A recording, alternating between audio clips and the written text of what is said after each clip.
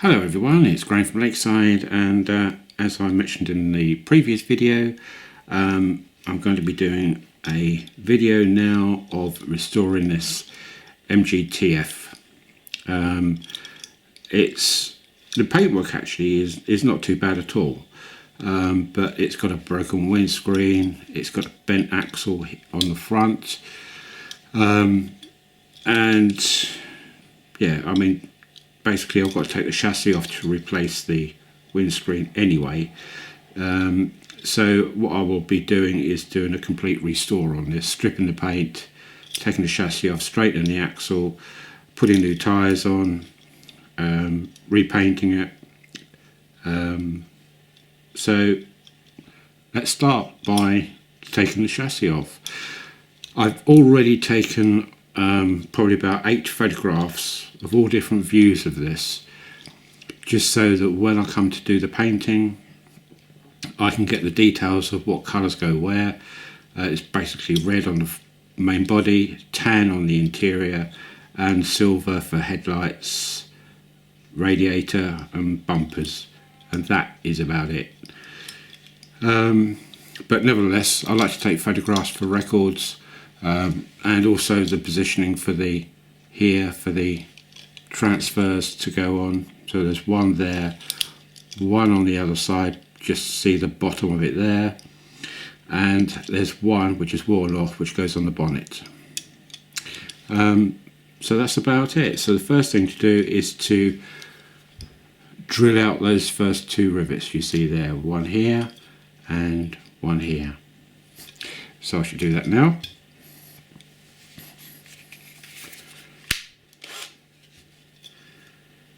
And I do this in 2 stages with a small drill to begin with.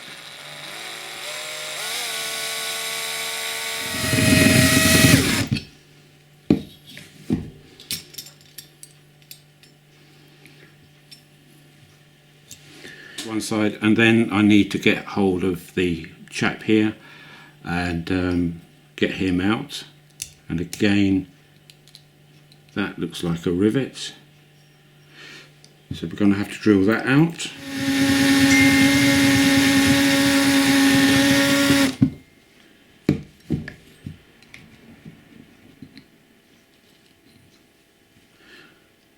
And out she comes.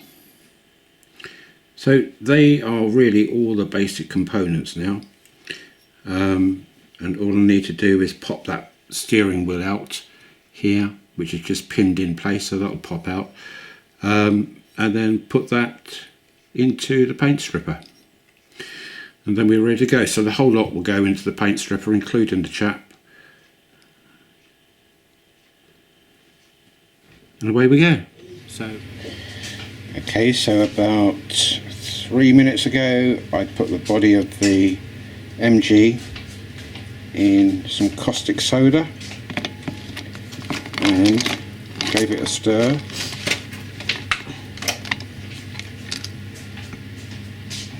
Totally stripped, not a single piece of paint left on that.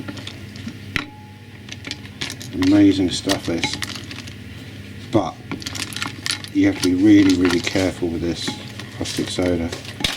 In there somewhere is a chassis and the wheels, etc. So I should just take this out now and thoroughly wash it. There's the chassis there. Hopefully that is stripped as well. There we go, and the wheels. Beautiful. So that will be thoroughly washed and then dried. And then we're ready for fine rubbing down of the metal to get rid of those mould lines. Okay, so I'll speak to you a bit later. Hello again everyone, and welcome back to this MGTF restoration, the Dinky toy. So as you can see, these have all now been stripped, all the components. I've got the body, the chassis, the driver and the 2 axles with the 4 wheels. And the next stage really is to drill out these 2 posts here, front and back, there and there, drill those out to accept a rivet. Now, it's not widely known, but these rivets, if you like, were never actually rivets. The original, here is a replacement rivet. Let me just pop this down.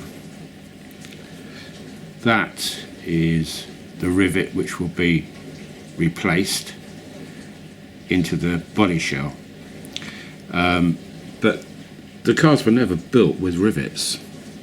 What used to happen was that this post here, for instance, would come up to that level and there'd be a shank above that. The chassis would be put on like that, with the shank appearing above, and then that shank would then be hammered down into a by machine, not literally with a hammer, but by machine, and it would look, to all intents and purposes, like a rivet. But there was never actually a hole in the post for a rivet to go into and then be riveted. It was just, the post was just pinned over to represent a rivet. So whatever we do now is never going to be the same as the original. So what I need to do is to drill out these two posts, because they're solid, drill out these two posts to accept a rivet to drop into, and then that will be either glued or just left as a tight fit. I will probably glue that. Same with the driver. Here's a good example. That is the driver there, and you can just see, if I can get it in focus, there you go, you can just see the end of the spigot coming out, and out of his out of his backside, and then that spigot would then pop into the hole in the driver's seat there, just there, and again that would then be pinned over by a machine on the assembly line to keep the driver in place. What I will do there is just put some two-part epoxy glue on his backside and glue him into position, using that spigot there as the locator to go back into that hole in the seat. So that's all I will do on that. Hello again. Right, so what I've done with this is I've got some needle files, and I've just gone over, and I don't know if the camera will pick it up, the difference between two, but I've done this one side here, and I've just gone over with a needle file, taking out that mould line across here. Can you pick that side up? Possibly not, but there is a mould line going across here. There was on that side, but I've now taken that off. I've cleaned up all this edge here from the donks the car's had over its years, and if you see on the light there, you can see the imperfections on that metal work there, tiny little flaws in the castings. I'll now get some very fine wet and dry, and go over the whole of the shell to get rid of those imperfections so that it's smooth, and then after that it will be polished, and then I'm then ready for its first coat of grey primer. What I've done on mainly this side and the front is to have gone round and released in the radiator grille. See if I can get this to focus. There we go. Just going up and down very gradually with, or gently rather, with a pointed needle file, and just releasing any of the crud which was left in from the stripping on there. Also around the wings here, and especially around the boot area. Now these Dinky Toys are pretty basic, but once the paint is stripped off, they have an amazing amount of detail on them. They've got the hinges and the straps up here, You see going down here the strap and the hinges. There's a lot of detail in, so going down and releasing all the crud from here really brings that detail back out again. And the trick is, when you're spraying, is not to thickly paint over or spray, because you'll obliterate all these lovely details on them. So the trick really is very light coats all the time, and just gradually build up with these light coats, otherwise you'll just obliterate all the lovely detail work you can see in here. So that's that side done. I'm happy with that. So what I need to do now is the same on this side, and smooth out this area here with the wing, this mould line, and this rear wing here. So I've gone over, I don't know how close I can get to this, but you can see just here there's quite a few donks on that edge, and that will show up when it's sprayed. That will show up. Hopefully you can see. I know it's rough at the moment, but there's no wet or dry on it yet, but I've cleaned all this side up now, so that's really nice and smooth. I've left this line on here, if I can focus right. I've left this line on here because that is the running board to wing join. That's not a mould line, that's the actual join in real life where the running board would have been bolted to this front wing. So that's staying. So now I've just got to do this side, and then wet and dry all over it with probably 2400, 3000 grit. So it's very, very fine indeed, but it will get rid of the imperfections on the shell. So that's that. So I should do that. There's no point in me doing this on camera because it's like watching paint dry. It'd be so boring for you. What I have got as well is a book, which is Collecting Dinky Toys by Mike Richardson, and it's a brilliant book. It gives you, I think, virtually every single Dinky toy made, but I use it for reference. And as you can see, just here is the, get it out of the light there, just that one. That's the MG I'm doing, and you can see it had the red wheels with the transfers on. So that's what it's going to end up looking like, with a few little differences. So as I said, I don't like really the look of these wheels, so I should change those.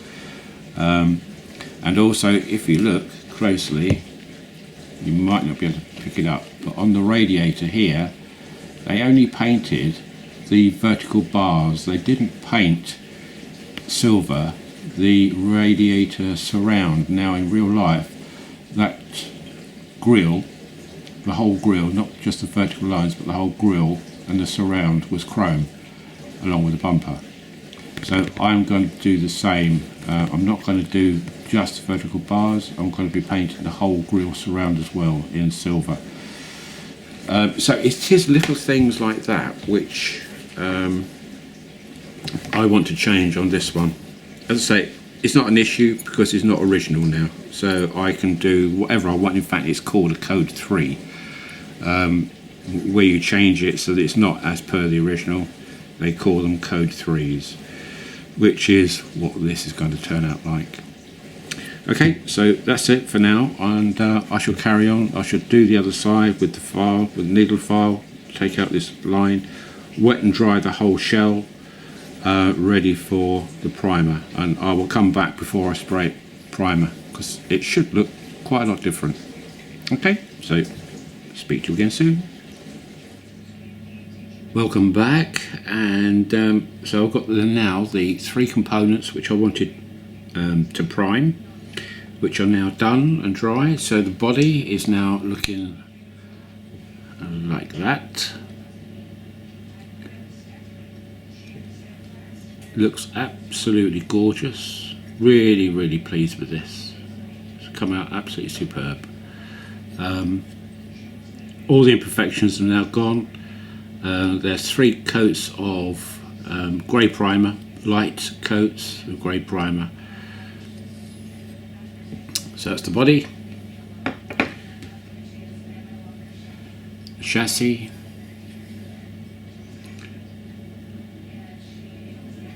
no signs of any rust or anything now. It's although it wasn't that rusty before, it's just scratched and donked, play worn, as they typically are. So that's come out nice. So that one painted gloss black, and the driver again in primer, so I can paint him white with a tan face with a white helmet. And now they didn't show any hair or anything on that. In fact, there wasn't much of a face on it either, but I will try and depict that a little bit better than what it was originally. So I now have the main basic components cleaned, sanded and primed. So that's all done today. Not full time either. That's probably about, I guess, 2 to 3 hours. No, probably about 3 hours of time so far spent on this. I say it's come out really well. So all I've got to do now is I shall leave this now for 24 hours or so until tomorrow or the day after, and then I shall spray that red and let that dry again for another day. Spray that black and spray him white, and then it's just an assembly job then. So that's it. Okay, so I will speak to you when I've done the top coats on these. Okay, so bye for now.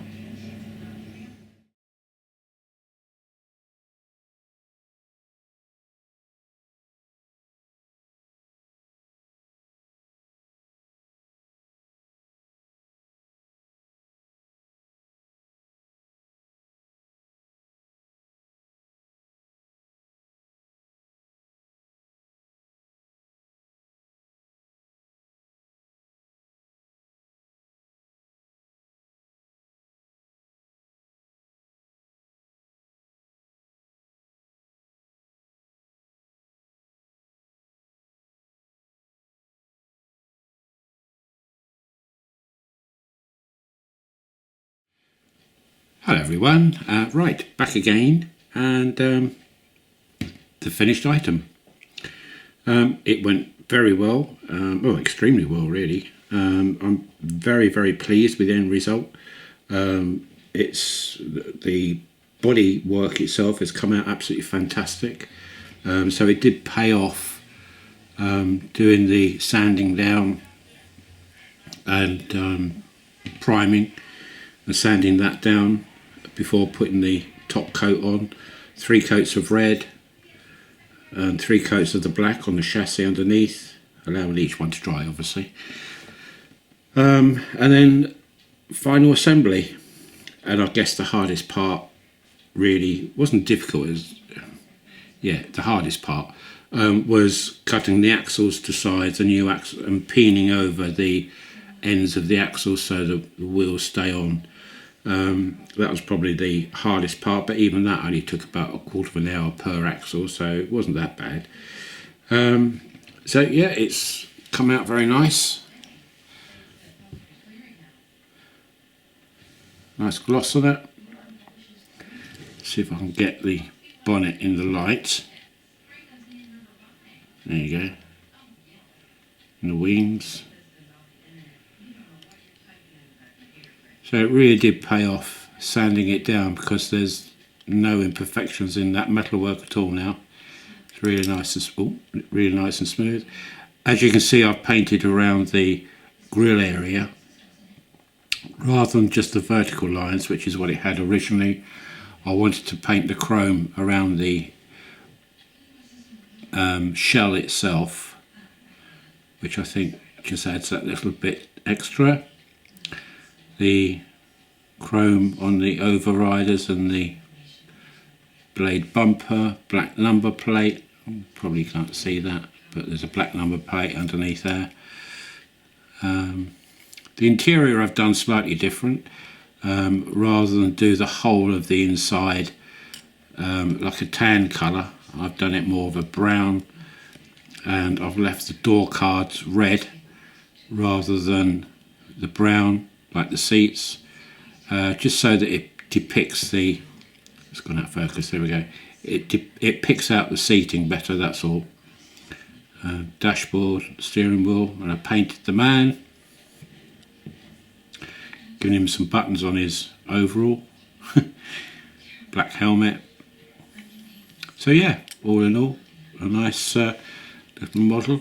That's the underside, showing the rivets.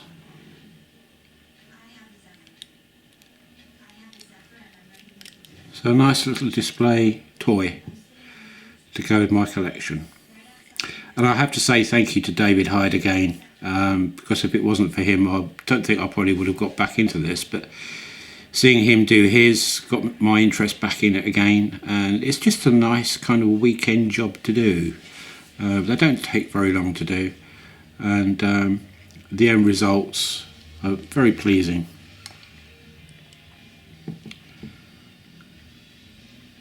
So there we go, another one to add to my collection. I've got another 5, I think, 4 to do. I had a total of 6 cars from Hazel at Christmas. 1 I said I'm not going to restore, so I've got another 4 which are the convertibles to do, and they'll be basically the same sort of thing, being convertibles, new windscreen, wheels, etc. And on those I will keep I won't put these aluminium wheels on. I will keep them as the older cars made in the 50s. I will keep those as the cast metal wheels. Okay, so hopefully you've enjoyed this little video, and I'll speak to you again soon. And next video will be of the baseboards of Lakeside. So just a last little look. I should give this a polish tomorrow with some my car wax, Canuba car wax. That will just seal it all, but I want to let this all harden off overnight. Okay people, bye for now. Bye.